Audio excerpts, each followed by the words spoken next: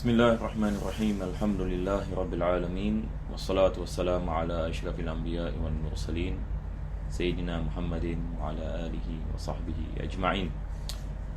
Alhamdulillah, para jemaah dirahmati Allah Subhanahu wa taala, kita memulakan majlis pada hari yang bahagia ini meneruskan kitab pengajian bagi kitab Bulughul Maram karangan Al-Imam Ibn Hajar Al-Asqalani. Dan kita mengambil kesempatan ini untuk kita berdoa kepada Allah Subhanahu wa taala. Mudah-mudahan Allah menjadikan majlis kita ini sebagai sebab pengampunan bagi segala dosa, dan Allah mengabulkan segala hajat dan selesaikan segala masalah kita, dan selamatkan kita daripada segala bala dan bencana, daripada segala wabak, dan juga bagi ahli keluarga kita dan mereka-mereka yang kita sayangi, dan bagi semua kaum mukminin dan mukminat wal muslimin wal muslimat di mana saja mereka berada. Dan mudah-mudahan Allah matikan kita semua dalam husnul khatimah dan memberikan kepada kita sebaik-baik kebangkitan di hari kiamat nanti. Amin ya rabbal alamin. Maka seperti biasa, sebelum kita masuk ini ke dalam pengajian kita, pada minggu yang lepas kita sedang membicarakan hadis yang diriwayatkan oleh Ummu Atiyah radhiyallahu anha, dan ini adalah berkenaan dengan kedua, yakni solat ini hari raya, yang mana beliau menyifatkan bahwasanya Nabi SAW yakni memerintahkan para wanita-wanita yang muda juga yang tua, yang dalam keadaan haid dan bukan dalam keadaan haid, untuk menghadiri kedua, yakni solat ini hari raya. Ini yang beliau mengatakan, umirna an nukhrijal awatiq, kami diperintahkan oleh Nabi SAW untuk mengeluarkan al-awatiq, yang ini maksudnya adalah wanita-wanita yang baru sampai kepada umur baligh, wal huyyad, dan wanita-wanita yang haid fil aidain, yashhadna al-khaira wa da'watal muslimin. Dan beliau menerangkan kenapa Nabi SAW melakukan sedemikian.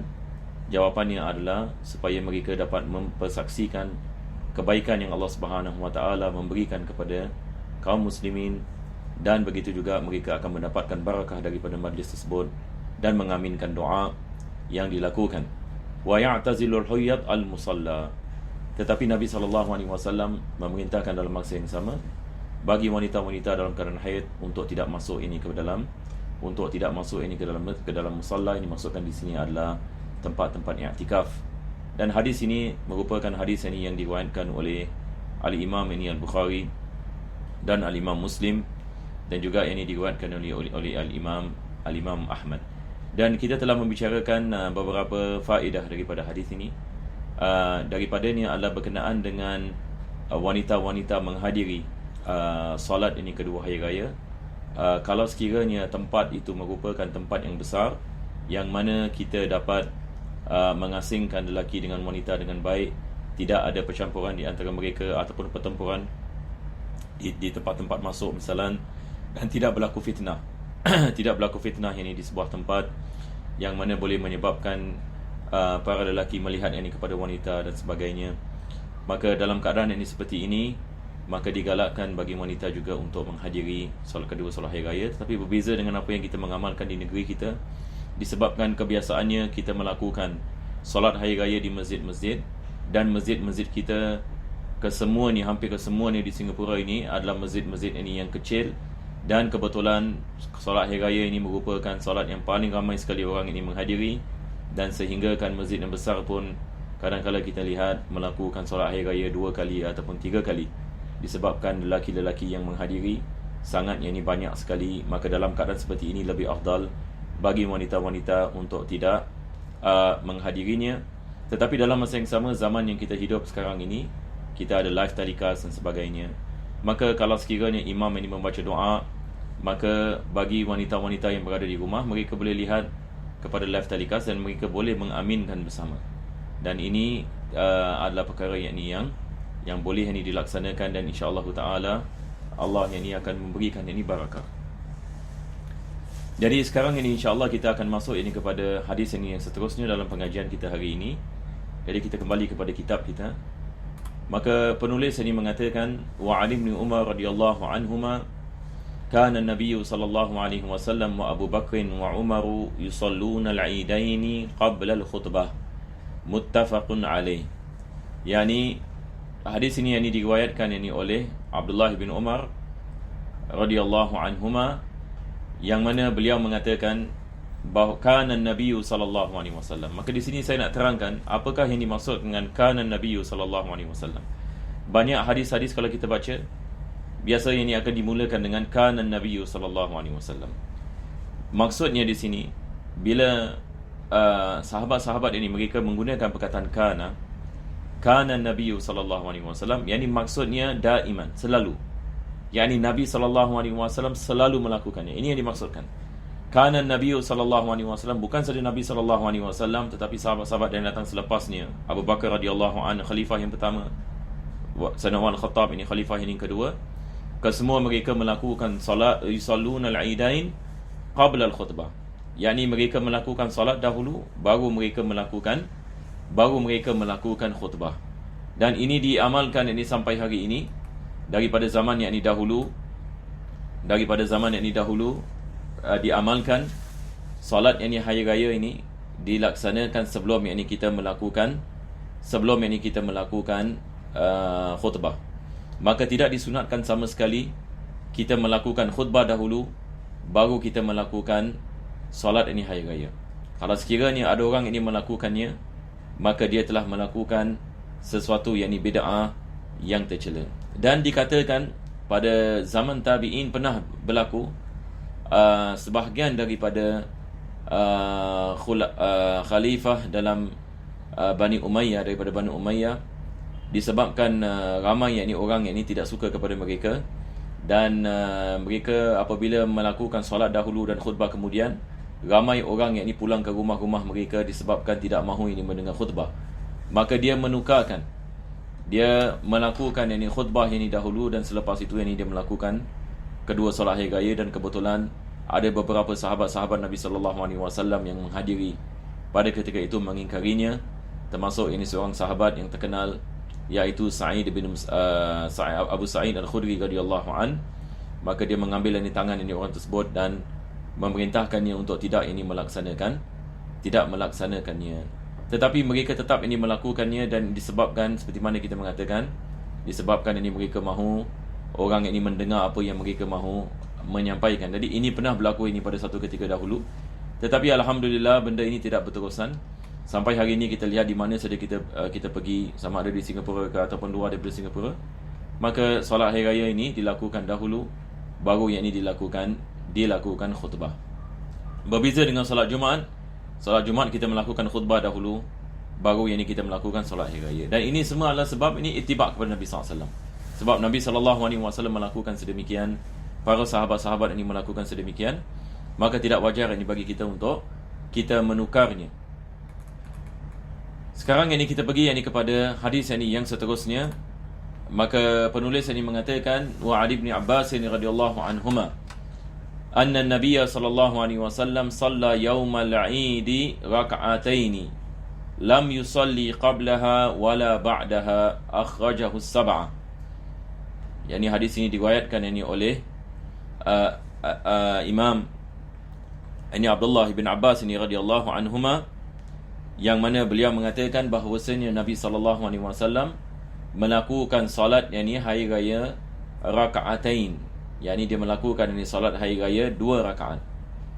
Yani perkara ini kita lihat solat hari raya, sama ada solat hari raya Idul Fitri ataupun solat hari raya Idul Adha, kesemuanya dilakukan 2 rakaat. Tidak dilakukan 3 rakaat ataupun 4 rakaat. Lam yusalli qablaha, dan Nabi sallallahu alaihi wasallam dia tidak melakukan solat sebelumnya. Di sini ada perkara kita nak kena faham ya. Nabi sallallahu alaihi wasallam beliau adalah imam ini bagi solat hari raya dan solat hari raya Idul Fitri dan Idul Adha. Dan kebiasaan Nabi sallallahu alaihi wasallam, dia akan keluar daripada rumahnya dan terus melakukan solat hari raya. Ini adalah kebiasaan Nabi sallallahu alaihi wasallam. Ini maksudnya tidak dilihat Nabi sallallahu alaihi wasallam melainkan solat sebelumnya. Jadi maksudnya di sini adalah bagi imam yakni apabila dia sampai kepada masjid, maka apa yang penting baginya adalah terus melakukan solat hari raya. Tetapi berbeza dengan makmum. Kalau makmum datang awal misalan, kita di Singapura misalan solat hari raya ini pada pukul 8 pagi. Maka ramai makmum misalan datang ini pada 7 pagi misalan. Mereka duduk di masjid. Kalau sekiranya sudah berlaku syuruk dan selepas 16 minit dan selepas syuruk, adakah disunatkan ini bagi makmum melakukan salat isyraq, ataupun makmum ini yang baru hadir masuk ke dalam masjid, adakah disunatkan baginya melakukan salat tahiyatul masjid? Dalam keadaan seperti ini disunatkan bagi makmum melakukan salat tahiyatul masjid apabila dia sampai ke masjid. Disunatkan baginya melakukan salatul isyraq misalan, ataupun salatul duha. Tetapi ini bagi imam berdasarkan ini ikut kepada apa yang dilakukan Nabi sallallahu alaihi wasallam, maka dia terus ini daripada rumahnya langsung ini melakukan salat. Akan tetapi kalau imam ini datang awal ini misalan, maka dia perkara yang sama, disunatkan baginya melakukan salatul isyraq dan dia melakukan ini salat tahiyatul masjid dan sebagainya. Tapi di sini apa yang faedah ini yang penting yang kita faham adalah tidak ada salat ini sebelum ini salat hari raya. Maksudnya tidak ada salat yang disyariatkan misalan seperti yang salat hari raya yang dilakukan sebelum salat hari raya. Yani pada hari raya ini perkara yang pertama yang dilakukan adalah salat hari raya. Dalam masa yang sama kita ada salat tahiyatul masjid dan kita ada salat duha. Dan kedua salat ini tidak ada kait mengait ini dengan hari raya itu sendiri. Jadi hanya salat hari raya saja yang ada kait mengait ini dengan hari itu. Maka Ibn Abbas mengatakan lam yusalli qablaha wala ba'daha. Nabi SAW tidak melakukan apa-apa salat khusus bagi salat hari raya sebelum salat hari raya dan selepas ini salat hari raya. Dan hadis ini adalah hadis yang sahih yang diriwayatkan oleh As-Sab'ah, yakni 7 imam. Dan kita telah membicarakan banyak kali siapakah yang dimaksudkan dengan 7 imam, dan ini adalah istilah ini Ibn Hajar yang mana beliau ada menyebutnya dalam muqaddimah kitab Bulughul Maram. Jadi barang siapa yang nak mengetahui siapa yang dimasukkan dengan As-Sab'ah, bolehlah rujuk ini kepada muqaddimah. Jadi kita akan lihat ini Imam Bukhari dan Muslim dan imam-imam yang sunan seperti Abu Dawud dan Tirmizi, Ibn Majah, An-Nasa'i dan Imam Ahmad. Maka ini yang dimasukkan dengan Sab'ah. Wa anhu, dan juga daripada Ibn Abbas, ini balik ini kepada Ibn Abbas radhiyallahu anhuma, anna Nabiya sallallahu alaihi wasallam shalla al-Eid bila adhan. Yani Nabi sallallahu alaihi wasallam ini melakukan salat hari raya tanpa azan. Maka itu sebab tidak disunatkan kita melakukan azan. Tidak ada azan ini bagi salat hari raya. Azan ini hanya bagi salat ini 5 waktu. Azan ini hanya bagi salat 5 waktu ini bagi salat. Azan disunatkan bagi bayi yang baru lahir. Azan disunatkan ini bagi musafir apabila dia nak keluar daripada rumahnya. Azan disunatkan bagi orang yang dirasuk jin.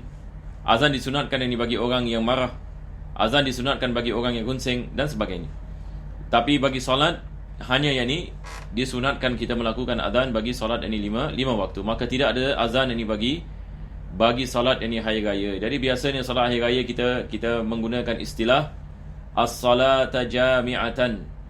As-salata, ataupun kita di masjid biasa kita mengatakan salat Idul Fitri jami'atan rahimakumullah. Yani ini adalah laungan. Ini juga akan disebutkan nanti berkenaan dengan bagaimana kita memanggil. Afwan, dalam kita fikir, dalam kita fikir ada sebut tentang perkara ini.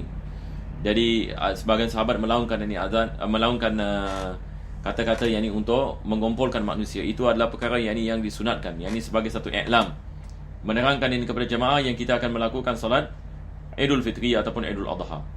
Jadi bagi Idul Adha ini biasanya Bilal mengatakan salat al-Idul Adha jami'atan rahimakumullah. Begitu juga dengan salat janazah. Salat janazah juga kita tidak ada azan, tetapi kita mengatakan as-salata 'alal mayyit hadiran. Yani salat atas mayyit hadiratan rahimakumullah. Yani mudah-mudahan Allah merahmati kamu dan sebagainya. Ini semua adalah nida, yakni maksudnya untuk menerangkan ini kepada jemaah yang salat itu akan bermula. Maka beliau mengatakan bila adhanin wala iqamah. Nabi SAW melakukan salat hari raya tanpa adhan dan tanpa iqamah. Ini yang beliau ini yang beliau ini mengatakan, dan hadis ini seperti mana yang ini Al-Hafiz ini mengatakan di sini, akhrajahu Abu Dawud, diriwayatkan oleh Al-Imam ini Abu Dawud, dan begitu juga yang ini diriwayat wa asluhu fil Bukhari, dan asal yang ini lafaz ini hadis ini seperti mana yang ini yang diriwayatkan ini dalam sahih ini Bukhari, juga ini diriwayatkan oleh Ibn Abi Shaybah dan Imam Ahmad, dan juga ini Abu Dawud, ini seperti mana ini yang disebutkan. Maka hadis ini adalah hadis ini yang sahih, maknanya mafhum, dan ini yang diamalkan di mana saja kita berada, sama ada kita berada di negeri kita ataupun kita luar negeri, dan kita lihat bagaimana orang melakukan salat ini hari raya, dia adalah perkara yang sama, termasuk ini dia di Makkah dan di Madinah. Sekarang kita pergi kepada hadis ini yang seterusnya. Penulis ini mengatakan, wa an Abi Sa'id radhiyallahu anhu qala kana Rasulullah sallallahu alaihi wasallam la yusalli qabla al-'id syai'a. Jadi hadis ini daripada Abu Sa'id Al-Khudri, yakni beliau mengatakan bahawasanya Nabi sallallahu alaihi wasallam tidak melakukan salat sebelum salat hari raya. Dia tidak melakukan salat sebelum salat hari raya. Yani maksudnya dia langsung daripada rumahnya terus melakukan salat hari raya. Dia tidak melakukan apa-apa salat sebelum itu. Fa idza raja'a ila manzilihi shalla raka'atain. Apabila dia kembali kepada rumahnya, dia melakukan salat 2 rakaat. Rawahu Ibnu Majah bi isnadin hasan. Hadis ini diriwayatkan oleh Ibn Majah dengan sanad yang hasan. Baik, tadi penulis ini menukilkan apa yang diriwayatkan oleh As-Sab'ah daripada Ibn Abbas radhiyallahu anhuma, bahwasanya Nabi sallallahu alaihi wasallam tidak melakukan salat sebelum hari raya dan selepas hari raya. Lam yusalli qablahuma wala ba'dahuma. Ini yang kita baca tadi. Tapi di sini hadis ini Abu Sa'id Al-Khudri radhiyallahu an, dia mengatakan fa idza raja'a ila manzilihi, apabila dia kembali kepada rumahnya, shalla raka'atain. Nabi sallallahu alaihi wasallam melakukan salat 2 rakaat. Maka ulama-ulama kita mereka mengatakan solat 2 rakaat ini di rumahnya, apa solat ini? Sebahagian daripada ulama ini mereka mengatakan yang dimaksudkan dengan dia solat 2 rakaat di sini adalah solat ad-duha. Sebab kita kena faham masa kita melakukan solat hari raya adalah pada masa duha, pada masa solat duha. Maka Nabi SAW ini melakukannya di rumahnya. Nabi SAW melakukan di rumahnya. Dan ini seperti mana kita mengetahui yang mana bagi solat sunat lebih afdal ini kita melakukannya di rumah. Dan kita ada hadis berkenaan dengan kelebihan ini, yang mana Nabi SAW mengatakan, la taj'alu buyutakum maqabir. Janganlah kamu menjadikan rumah-rumah kamu seperti perkuburan. Yang ini maksudnya Nabi menggalakkan kita yang ini melakukan solat sunat ini di rumah, termasuk solat qabliyah dengan solat ba'diyah, kalau sekiranya kita mampu melakukan sedemikian. Dan rumah Nabi SAW seperti mana kita mengetahui dekat dengan mimbar. Yang ini kalau bila kita masuk Masjid Nabawi hari ini, makamnya Nabi SAW itu adalah rumah Aisyah. Maka Nabi SAW ini tinggal di sana, dan juga beberapa yang ini rumah isterinya juga di daerah sana, yang ini di kawasan ini makamnya. Dan kita tahu ini raudhah di mana. Raudhah ini di sebelah kanan ini makam, dan di situ ada mimbarnya dan tempat mihrab. Dan Nabi SAW ini hanya keluar daripada rumahnya dan melakukan salat. Maka dia melakukan salat sunat kebiasaannya di rumah, dan selepas itu ini dia melakukan salat fardu, dan juga ini salat hari raya ini di masjid. Jadi hadis Abu Sa'id Al-Khudri ini dia tidak ada percanggahan dengan hadis Ibn Abbas, yang mana Ibn Abbas ini bila mengatakan dia tidak melakukan salat sebelum raya dan selepas raya, maksudnya dia tidak melakukan salat yang khusus bagi hari raya. Manakala salat duha ini ada salat yang kebiasaannya dilakukan pada tiap-tiap hari, sama ada hari raya ataupun bukan hari raya. Seperti mana kita mengatakan salat sunat duha disunatkan kita melakukan pada hari biasa, dan begitu juga kita mengatakan disunatkan kita melakukan salat sunat duha, apa kita mengatakan pada hari raya. Naam. Jadi insya-Allah taala kita berhenti di sini ya, sebabkan masa. Dan insya-Allah pada minggu yang akan datang kita akan meneruskan pada hadis ini yang seterusnya. Dan kita akan membicarakan ini tentang berkenaan ini dengan melakukan solat hari raya dan khutbah. Mudah-mudahan Allah memberikan kepada kita taufik ini insya-Allah. Wassallallahu ala sayyidina Muhammadin wa ala alihi wa sahbihi wasallam. Alhamdulillah.